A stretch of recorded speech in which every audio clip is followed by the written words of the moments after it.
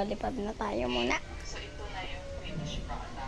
Lagyan natin ng hiwa sa likod at pinalaman natin itong pamakas ng sibuyas. Ito na natin itong ating luto. Yan. Pwede na din natin ilakas ang ating Pinuputol ko lang, guys. yan. So, 2 galong gusto. So, kung ilan lang galong Ano? gusto nyo, pwede. Ito lang. Kunin ko lang. Tara na.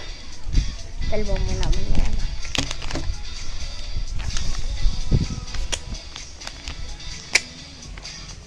Bako makukuwi.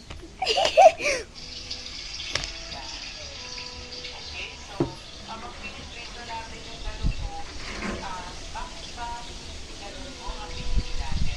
Alam nyo, Tapos, sa English ito, kaulang na. katulad siya o Ano ko yun? tinatawag na oily fish.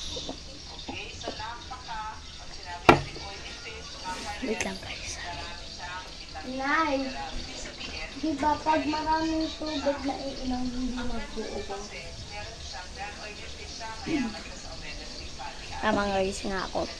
Pag marami daw tubig na ininom, hindi magkakaubo. Sarap. B5, B1, B2, B3, B6, at B12. So, yung mga vitamins kailangan niya sa paggawa ng at meron siyang mga mineral. Magpapag-drink ako guys. Ayun na. Dahil ito.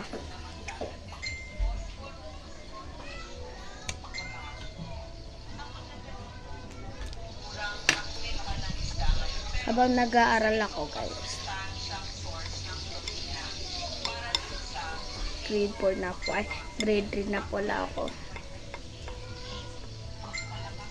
Nandun po guys. Sasabihin ko pala po ang totoong grade. Hindi. Grade 2 talaga. Grade 5 talaga po.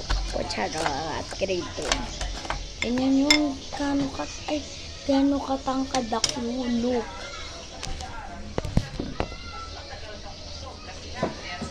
Ganyan yung bag ko.